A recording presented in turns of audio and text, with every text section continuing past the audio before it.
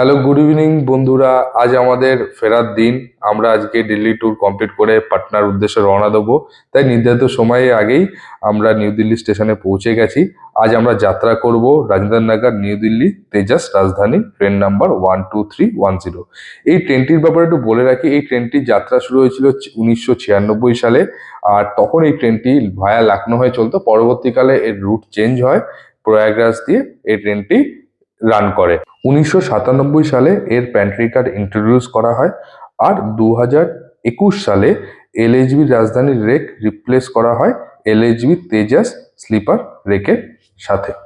এই কোচের যদি আমি কম্পোজিশন বলি, এতে আছে আপনার এসি ফার্স্ট ক্লাস দুটো, এসি 2 টায়ার আপনার 5টা, এসি 3 টায়ার 11টা আর একটা প্যান্ট্রি কার। তবে আপনাদের বলে রাখি, এই ট্রেনের কিন্তু ডাইনামিক ফেয়ার লাগে। এর ফেয়ার কিন্তু ওঠানামা করে।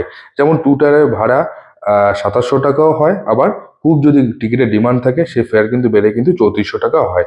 তাই আপনারা টিকিট কাটার সময় কিন্তু এটা খেয়াল রাখবেন আর কি।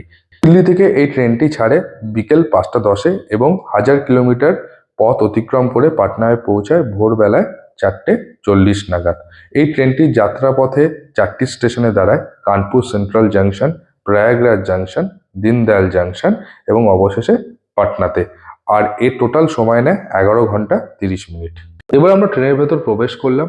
ট্রেনটার ভেতর নিট অ্যান্ড ক্লিননেস খুবই মানে ভালো ছিল। আমাদের পড়েছিল সাইড লোয়ার আর আপার বার্থ। ট্রেনে এখানে 2 টায়ারে আপনাদের সব জায়গায় কার্টেন দেওয়া ছিল। আর ট্রেনে জানলার সাইডে একটা বড় শাটার ছিল। তো আপনারা যখন সুবিধে মতন এটাকে উপর নিচে করতে পারেন এবং ভেরি ইজি টু ইউজ। এবার আপনাদের দেখাবো বাথরুমের সিচুয়েশনটা। প্রথমে আমরা ঢুকলাম ইন্ডিয়ান টয়লেটে।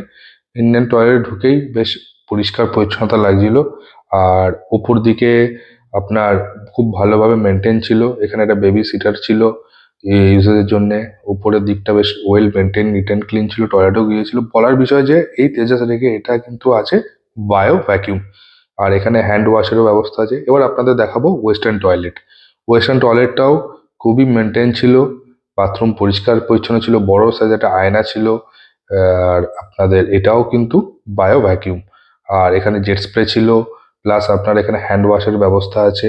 ওভারঅল কিন্তু আমি বলবো এই তেজাস রাজধানীর কিন্তু বাথরুমের ক্লিনলিনেস মেনটেন খুবই ভালো, জলের ফ্লো খুব ভালো ছিল।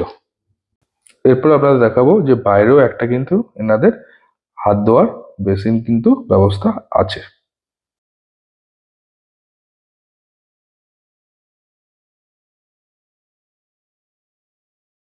ট্রেন ছাড়ার আগে সকলকে 1 লিটারের জলের বোতল দিয়ে গেল।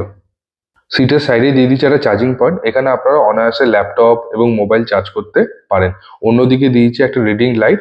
আপনারা সুবিধে মতন নিউজ পেপার, বই টই এরম এখানে থ্রু দিয়ে পড়তে পারেন। এর সাথে আমাদের দিয়েছে লিনেন, যার মধ্যে আছে 2টো চাদর, একটা তোয়ালি, একটা কম্বল, একটা বালিশ। কিন্তু বলার বিষয় যে এটা কিন্তু খুবই কিন্তু পরিষ্কার এবং পরিচ্ছন্ন। ঠিক দরজার ওপরেই আছে একটা ডিসপ্লে বোর্ড। এখানে ট্রেনের গতি এবং নেক্সট স্টেশন ইত্যাদি ডিসপ্লে থাকে। বেসিনটাও খুব পরিষ্কার ছিল। ডাস্টবিনের নিচে একটা ফায়ার এক্সটিংগুইশার আছে এবং ওপর দিকে সিসিটিভি আছে। তো সেফটির দিকটা খুব ভালোভাবে নজর রাখা হয়েছে। এরই উল্টো দিকে খাবার গরম রাখার জায়গা, যেখানে আপনারা গরম গরম খাবার স্টোর করে রাখা হয়েছে আর কি। নির্দিষ্ট সময়ে আমাদের ট্রেন যাত্রা শুরু করলো নিউ দিল্লি স্টেশন থেকে। এবার আপনারা দেখাবো অটোমেটিক দরজা তেজাস রাজধানীতে কিভাবে বন্ধ হয়।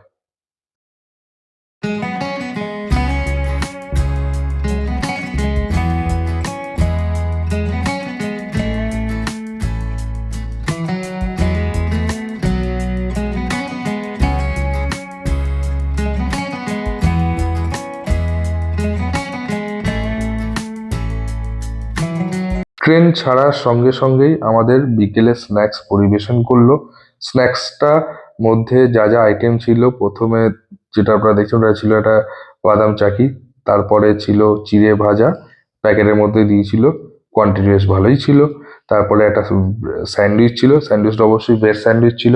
পাউরুটিটা খুব ফ্রেশ ছিল আর সফট ছিল, আর ফিলিংসও কিন্তু মোটামুটি ভালোই ছিল। এরপরে আমাদের দিয়েছিল একটা খাস্তা। খাস্তাটা কিন্তু খুব গরম ছিল আর এর প্যাকিংটাও কিন্তু খুব ভালোভাবে করেছিল আর কি।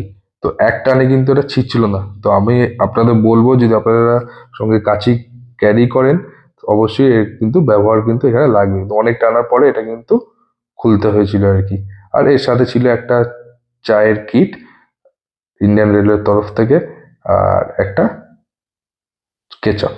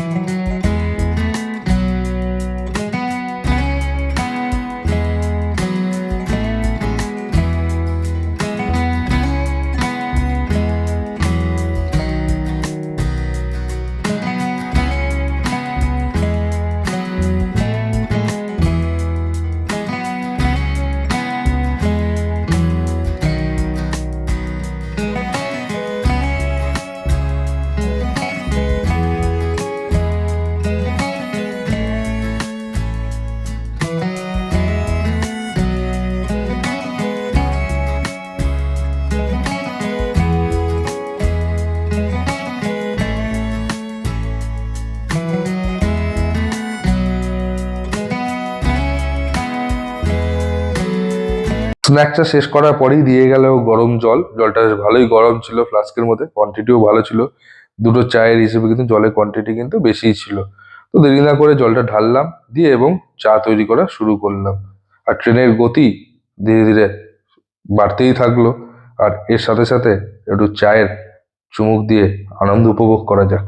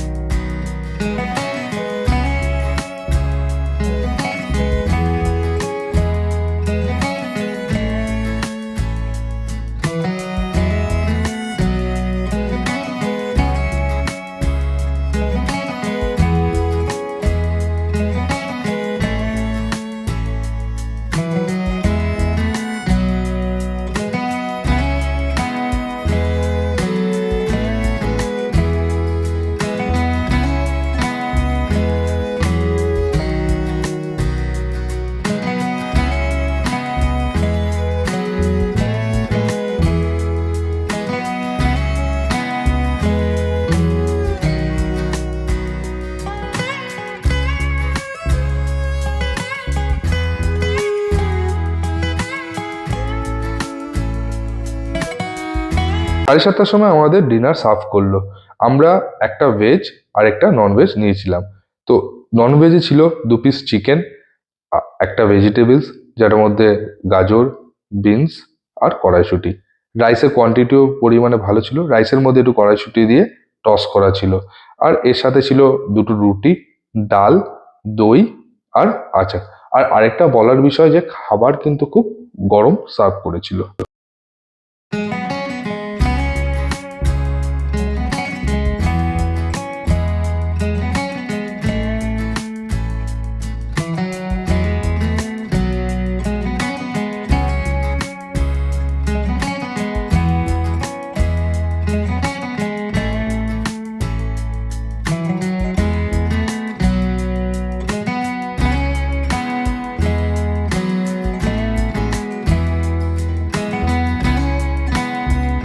আর ভেজ থালিতে যেটা ছিল চিকেনের বদলে পনির, আর বাকি সব আইটেম কিন্তু একই ছিল।